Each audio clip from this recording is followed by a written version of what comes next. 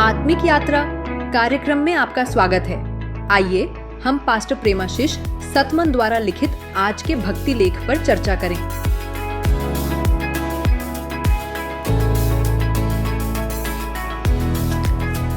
Praise the Lord. Praise the Lord. आज हम एक बहुत ही गहरे और जरूरी विषय पर बात करने वाले हैं, डर और विश्वास। हाँ, ये दोनों चीजें जिंदगी में अक्सर साथ साथ महसूस होती हैं। बिल्कुल।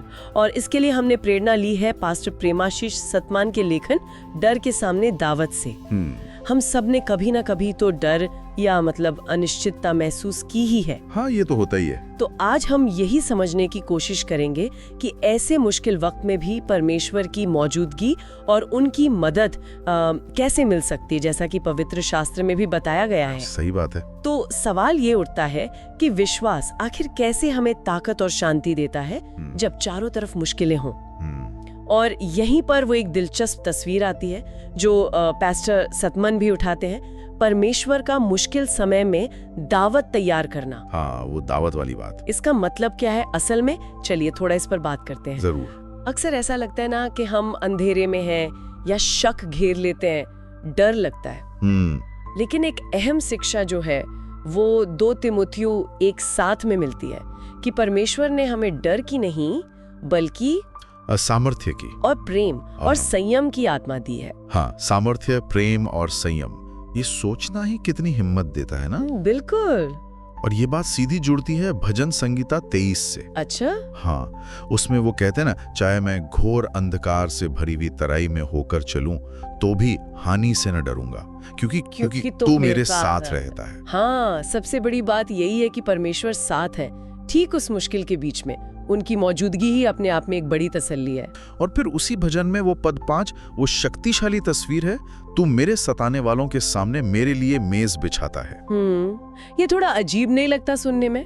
मतलब दुश्मन सामने खड़े और वहां दावत हो रही है। हाँ, पहली बार में शायद अजीब लगे। इसे प्रभु की मेज से भी जोड़ा गया है, जैसा आपने कहा। हाँ, 1 कुरिन्थियों 10:12 में। तो इसका मतलब क्या है इस दावत का? देखिए, इसका मतलब बहुत गहरा है। ये सिर्फ ये नहीं कि जब सब ठीक हो जाएगा तब कोई जश्न होगा। अच्छा। नहीं, ये है संघर्ष के बीचों बीच आराम पाना, शांति पाना, ताकत पाना। संघर्ष के बीच में। हाँ, ये एक तरह से जीत से पहले भरोसा दिखाने जैसा है। परमेश्वर मानो कह रहे हैं, अभी आराम करो, अभी मुझ पर भरोसा रखो, मैं यही हूँ। वाह, मतलब ये भविष्य का वादा नहीं बल्कि अभी इसी पल मिलने वाली मदद है। बिल्कुल। तो जरा सोचें, कोई उस मुश्किल घड़ी में है और वो उस मेटाफोरिकल मेज पर बैठता है और महसूस करता है कि ताकत आ रही है, चिंताएं पिघल रही हैं, भले बाहर सब कुछ वैसा ही मुश्किल क्यों ना हो। हाँ, यही तो विश्वास की ताकत है। ये तो बहुत ही शक्तिशाली विचार है। और बात यही खत्म नहीं होती। उसी भजन का अगला पद 6 कहता है, निश्चय भलाई और करुणा जीवन भर मेरे साथ बनी रहेंगी। हाँ, और यहाँ बनी रहेंगी का मतलब सिर्फ साथ होना नहीं है।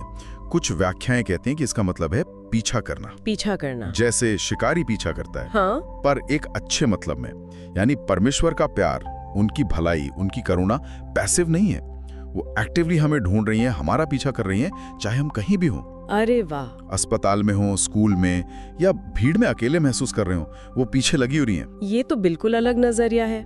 आमतौर पे हम सोचते हैं कि हम परमेश्वर को ढूंढ रहे हैं। हाँ, पर यहाँ तस्वीर उल्टी है, वो हमें ढूंढ रहे हैं। तो फिर डर कैसा? अगर परमेश्वर साथ है, मुश्किलों के बीच वो दावत दे रहे हैं और उनकी भलाई और करुणा लगातार हमारा पीछा कर रही है, तो संदेश साफ है, हिम्मत रखो, बहादुर बनो, विश्वास में आनंदित रहो। बिल्कुल। अंधेरा जितना घना होगा, रोशनी उतनी ही तेज चमकेगी। सही कहा। तो संक्षेप में यही है, डर तो है, वो वास्तविक है, लेकिन विश्वास एक दूसरी ही कहानी कहता है। परमेश्वर की उपस्थिति की, उनकी मदद की, उस दावत की और उनके पीछा करने वाले प्रेम की।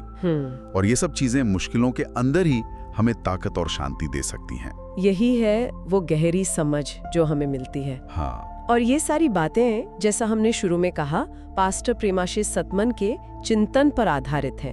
उनके लेखन से हमें ये दृष्टि मिलती है। बिल्कुल। और जाते जाते एक सवाल सोचने के लिए छोड़ सकते हैं। हाँ? अगर ये सच है कि भलाई और करुणा सचमुच एक्टिवली हमारा पीछा कर रही हैं, तो इस बात को रोजमर्रा की जिंदगी में महसूस करना, इसे पहचानना, ये हमारे डर और चुनौतियों का सामना करने के तरीके को कैसे बदल सकता है? ये सोचने वाली बात है, बहुत गहरा सवाल है। हाँ, praise the Lord. Praise the Lord.